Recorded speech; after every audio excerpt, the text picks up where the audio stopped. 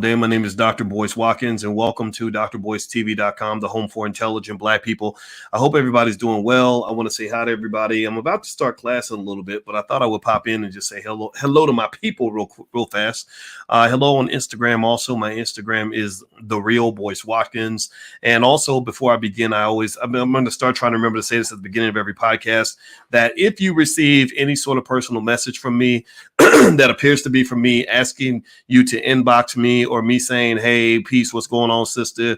I got a crypto thing for you to invest in. That is not me. That is not me. That is not me. There are lots of fake Facebook pages and Instagram pages that apparently, I guess, when you become more public, people start to copy stuff, and they got these scammers out there. So I want to warn you, if I message you personally or directly or solicit you directly, just know that's probably not me talking to you in your inbox. Ask for a phone call. Ask to get me on the phone, and then maybe you'll see it then. But also, if you're on Instagram, my Instagram page has a blue check mark. It's the real Boyce Watkins. I want to just say that as a public service announcement before we get started. Shout out the city that you're from. I see Shirley and Philip and Augusta and Rabbi and Patrick and Sherwin and Durand and Terry Cobb. What's going on, Terry Cobb out of Atlanta? And Bright Rift is listening from Spain. That's very, very cool. And Seventh Level Queen says, do you ever attempt to FaceTime anyone? No, I do not. I don't use FaceTime very often. I use it with my family. That's it. So anyway, give me a yes or no. How many of you heard about Donald Trump and his house getting raided by the FBI? Did anybody see that? Trump, apparently his chickens are coming home to roost. Those chickens are coming home to roost. And I don't know if you're a Democrat or Republican, but my wife was talking about that with me, and we were talking about how the feds usually don't come raid you unless they really feel like they have something. And it's really a long time coming, because I followed Donald Trump for a long time. I followed him for a very long time. I knew about him in detail long before he ever got political, which caused people to kind of become very divided about what they felt about him as a person. One of the interesting things about Donald Trump's career is that a lot of the people that the Democrats that you see sort of condemning him were friends with him. They were friends with him just 5-6 years ago. All the rappers used to put Donald Trump lyrics in their songs. So, they wanted to be like him because he was known for being the rich guy. Now he's political and he's a Republican. And so the Democrats hate him. If he become a Democrat, the Republicans would hate him. That's the politics of America. But anyway, I'm reading here in CNN. Do me a favor, hit the thumbs up button. Thumbs up, thumbs up, thumbs up. It says here, according to CNN, the FBI executed a search warrant on Monday at Donald Trump's Mar-a-Lago resort in Palm Beach, Florida. The former president confirmed to CNN. Trump declined to say why the FBI agents were at Mar-a-Lago, but the former president said the raid was unannounced and, quote, they even broke into my safe. Quote, my beautiful home, Mar-a-Lago in Palm Beach, Florida, is currently under siege, raided, and occupied by a very large group of FBI agents. So Trump has personally gone out of his way to announce the raid. And so I'm going to ask you all a question. Give me a yes or no in the chat. Yes or no?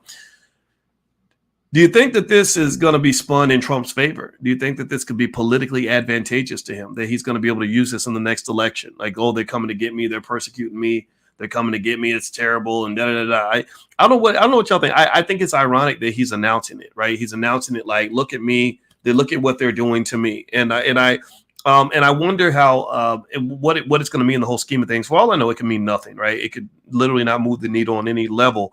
But when you look at the folks on the right, the far right extremists who tend to have more guns than the latte sipping liberals have, I'm pro-gun, to be honest with you. But then again, I have a lot of friends who are not. I'm not judging one way or the other. I think the United States has too many guns, to be honest with you. However, I wonder if this could be the beginnings of some sort of right-left civil war.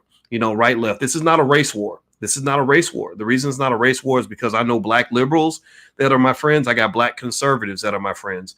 I do not believe black people have to be defined by any political party. I do not believe that you have to be a Democrat just because you're black. I don't believe you have to be a Republican just because you're black. I'm independent. I voted libertarian, but I'm not even 100% libertarian. I'm a political orphan. I don't know if anybody else feels like an orphan, but I feel like an orphan because none of these people are representing what I really believe in, the things that I care about. If you want to know what I believe is going to liberate you and liberate your children and liberate your family, I believe it's going to be wealth. I believe it's going to be education. I believe it's going to be independent thinking. I think those are the things that are going to liberate your family, black love, things like that. Those are the things that will liberate you, not voting and marching and praying and all these other silly things they tell you to, protesting and stand in the street screaming Black Lives Matter. That don't mean nothing in the capitalist society. It means nothing. If you want your children to be free, here's what you do. Very simple. I put together something, an ebook. You don't have to buy it. It's on Amazon, but it's free.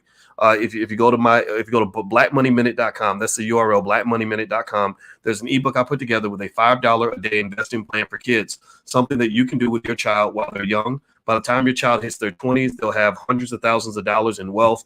By the time they're 30, they'll have more than $250,000 in wealth, according to the history of the stock market. A person with that kind of money is liberated if they're intelligent in terms of how they use that money. The intelligence comes in the idea of preserving your resources, not getting stupid with your money. But the freedom comes from the fact that most of your freedom as Black people actually is taken from you each morning when you have to get up and go to work for that white man every day. Every day you got to get up and go to that job that you hate. Every day you got to spend time away from your kids and with your boss. That is them taking your freedom away. That's how they steal your freedom. So if you think about it, think about how free you'd be if you didn't have to go to work for anybody. Think about how free you'd be if you could say what you want and do what you want and all that. If they're not paying your bills, then you're free to kind of do, what you want most of the time. Don't get me wrong. I mean, we still have laws and all that stuff, right? But for the most part, I never felt freer than I felt when I could tell my boss to kiss my entire black ass. I don't know about y'all. I don't know if anybody else has ever experienced the thrill of telling your boss, your raggedy racist boss, to kiss your entire black ass. I've done that. And believe me, it is the most therapeutic shit I've ever done in my life. I'm just going to tell you the truth. Now, anyway, with that being said, let's move forward. Hit the thumbs up button, thumbs up, share, subscribe. We started the conversation talking about Donald Trump and basically the fact that his house has been raided by the feds. I think this is a big deal. I think that they've been trying to move closer to Trump for a long time. I think that there's a lot there. I think Trump is a guy where I have been stunned. For many years, I've been absolutely stunned that he's been able to keep out of jail. Trump has been in bed with dirty people for 40 years. Think about this. In the 1970s, I believe, when Trump was a very young man and he was able to go buy a $400 million hotel at the age of 28. And then also later on, I guess that was the 60s, late 60s. I got to go look and see what year he was born exactly. But then you go into the 70s, he's getting all these construction projects done in New York, these multi-million-dollar projects done. Well, does anybody know at that time in New York, you couldn't get big construction work done without being in bed with the mob. The mafia had the construction in New York on lock. So in my view, in order for Trump to even do business at the level he did back in the 70s and 80s, he had to be connected to the mafia. And then also think about it. He's been in the shadiest industries that there are. He's been in boxing. I mean, boxing is crooked. Boxing's so crooked, it's damn near like WWE. Like, boxing is the most crooked sport ever. That he's been involved in casinos. That's super crooked. He's taken millions, if not billions of dollars from the Russians. So yeah, there's a reason to suspect that he's got an unhealthy relationship with Vladimir Putin. I mean, all that's real. So this guy, I think all the politicians, if you look in their backgrounds, if you are a critical thinker and you really do the research on every single person that's been elected president, including your beloved Barack Obama, if you do research on any one of these people, you will find stuff that will disturb you. If you just look in and just take in information, and like I do, I just listen. When Obama got elected, I just listened to stories from people I trusted who knew him in Chicago. And I was like, ooh, okay, that sounds pretty credible to me. So I'm not here to judge or diss or anything like that. I'm just here to tell you that your politics is pretty crooked. The thing with Trump is that he's just more crooked than the typical crooked politician, though. He kind of takes crooked to another level. And I was stunned that he became president. He shouldn't have been in the White House. And on top of that, he's just a terrible speaker. He talks and he's such a bombastic, arrogant prick. That's what he is, really. I mean, and the fact that so many people love him so much, that really speaks to the idea that they don't really love him. They just hate the Democrats, right? So that's what politics is. It's not about getting you to appreciate what I'm bringing to the table. It's getting you to hate the other guy. That's the game. That's the game. Or to scare you, to get you to be afraid of the other guy. Like they're going to take our guns. They're going to take our jobs, and then they tell the black people, the Republicans, they're going to come kill you. They're going to come kill every black person. They're going to put black people in slavery. Look at what happened to Jussie Smollett. He was walking through the street at negative 20 below zero in Chicago at 3:00 in the morning. And some Trump supporters came in and put a noose around his neck, right? Seriously, like they make these things up because they want to get you all riled up and they want to appeal to your primitive instincts. They don't want you to be a level-headed, logical thinker. That's it. They want you to be manic and stupid and crazy and scared and go, we just gotta get Trump out of office. Oh my God. We're not doing that. I'm not gonna do that. I'm gonna listen to you. I'm gonna take in the information. I'm a problem solver. Not everybody thinks the same way. So I probably piss people off because I try my best to be as logical as possible. Sure, I have fun and I get animated, but at the end of the day, I'm a mathematician. And if you tell me, it doesn't matter how much you scream and holler, 2 + 2 is always going to be 4. You can, no matter how much screaming you do, I will never believe you when you tell me 2 + 2 is 9. I'm going to say, no, because you need another 5 in there in order to make it. That's a 4. That's a 4. That's what no, it's a 9. It's a 9. They don't kill us if we don't say it's a 9. No, that's still 4. I know you're screaming, but that's still a 4. And in order to go from 4 to 9, you need to add 5 more. I know this. I studied this stuff. And that's the way I think we got to do our politics as Black people. We got to say, I know you're telling me that if I vote for the same son of a bitch that I voted for in the last 8 elections, because they're all kind of the same guy most of the time, right? I know you're telling me that suddenly we shall overcome and change is going to come and everything's going to get better and the Republicans aren't going to show up in Klan robes and kill me. But 2 + 2 is 4. And I know that definition of insanity is to do the same thing over and over again and expect a different result. Hey, Malcolm told y'all that. I'm not, there's nothing revolutionary about what I'm saying. There's nothing brilliant about that observation. Hey, Malcolm told y'all that 60 years ago. He got his ballot or bullet speech. I was in Houston this weekend and I was at the Power Networking Conference, best conference ever. George C. Frazier was there, billionaire Mike Roberts is there. I love Mike Roberts because he's not just a billionaire, but he's pro-Black. And I'm like, yeah, we got a pro-Black billionaire. Another sister, Janice Bryant Halroyd, was there. Her company made $1 billion last year. These are the kinds of heavyweight Black folks you have in your community, but you don't really see them as much because we're blinded by the rappers. They want to put the rapper with 18 babies mamas in front of you instead of putting the people in front of you that actually can show you how to truly get free. And because ain't nobody telling Mike Roberts what to do, because that man has enough money where he can buy every white person in his city if he wanted. So my point is to say, though, that I was there and we were talking about the ballot of the bullet speech. There was a panel that that I moderated that had Dr. Julianne Malveaux, who I love, who another person we should listen to because she has a PhD in economics from MIT. I don't always agree with a lot of stuff Julianne says, but I love listening to her because I know that she's smart. You have smart Black women and smart Black men in your community that you should be listening to. And so when they talk about solving economic problems in the Black community and you don't have people like Dr. Malveaux at the table, that tells me that you're not really trying to solve problems. Even with the Obama administration, as much as I love them, they had about 1,000 meetings to talk about Black unemployment, and damn near every meeting they had Al Sharpton there. And I'm like, what in the, excuse my French, cover your kids' ears because I got to let it out. I was like, what in the fuck can Al Sharpton figure out, decide, or conclude that's going to solve the economic problems for Black people in America? You've heard the man speak already. You know what ideas he has. All right. I mean, now if you're looking for solutions on how to keep your perm silky and smooth and on a cold winter day, maybe he's your guy. If you're looking for somebody that can give a hell of a sermon, he's a hell of a speaker, maybe he's your guy. Al Sharpton, I've spent a lot of time around him. He's actually a very intelligent man. He remembers lots of facts and information. I can't do that as well. So I'm impressed with that, actually. But so maybe he adds some value, but maybe if you're solving an economic problem, I don't know, maybe you'd want to have some Black economists at the table.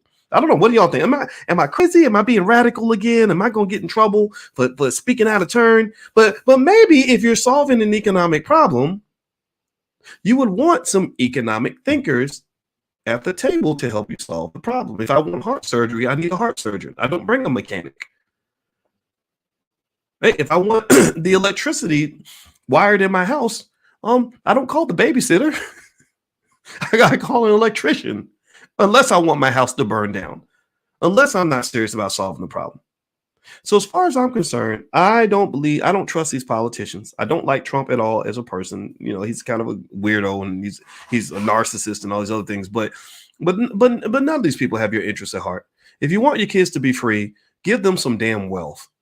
Ain't nobody freer than a Black man or Black woman who's got enough money in the bank to tell their boss to kiss their entire Black ass. That's freedom to me. Because then you could tell them to kiss your ass, you could walk off that job, and then you can go to the movies and know that your bills are still going to get paid. That's freedom. Freedom is simple. Freedom, we think it's complex. We think it's hard to obtain. No, freedom is just doing what you want to do when you want to do it. I can say with complete certainty that I feel free every day. You know why? Because there's nobody in my ear telling me what to do except for my wife.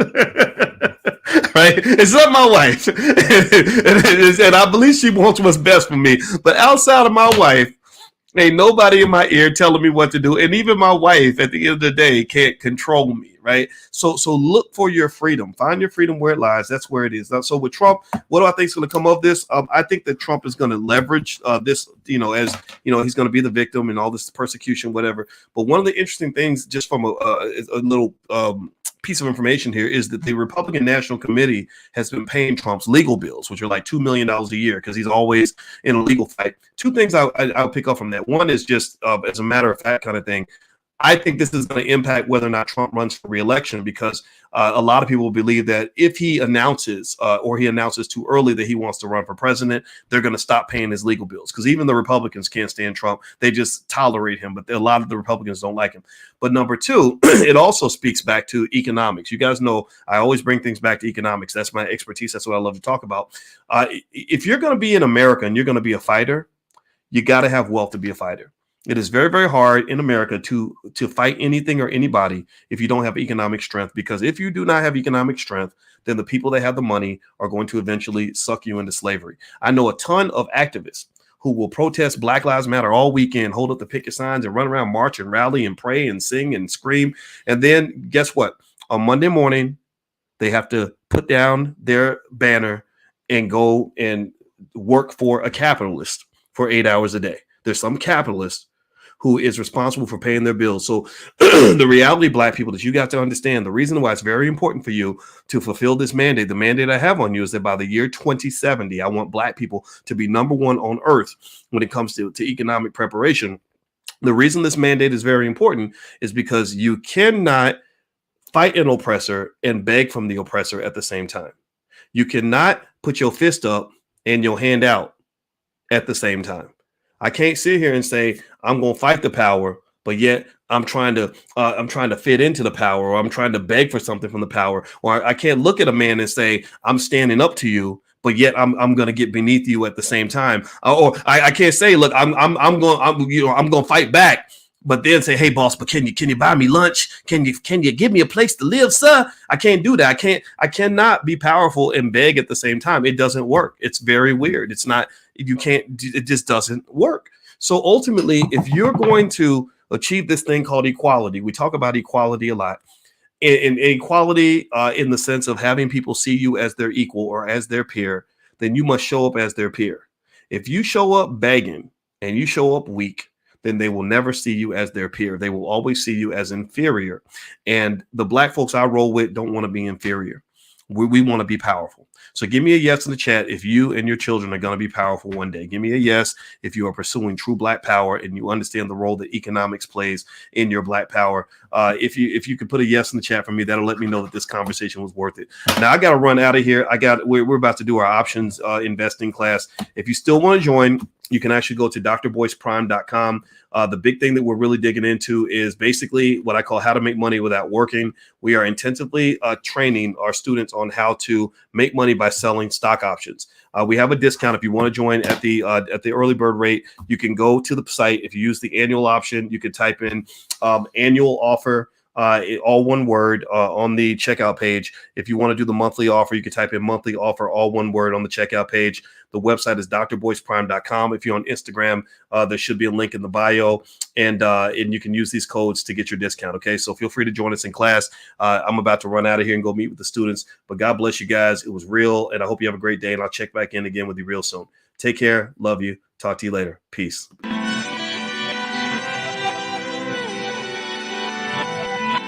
Here we are, clan the isms, cataclysm great. Our people out here struggling, trying to make it in this state. Everybody out here doing it, but we the ones who late. Now family, we the ones who gotta delegate. Get that money in the power, never be fake. Stick to co-sign for 3. What did he say? Create jobs, support our own. Educate the same and buy back your home. Got 3 degrees, Triple 10, 3 PhDs, now we on the CNN. DBTV, let's talk about negligence. Ignorance is bliss, but we can turn it to intelligence. Believe none of what you hear, half of what you see. Let's break it down here on Dr. Boy's TV. Here we are.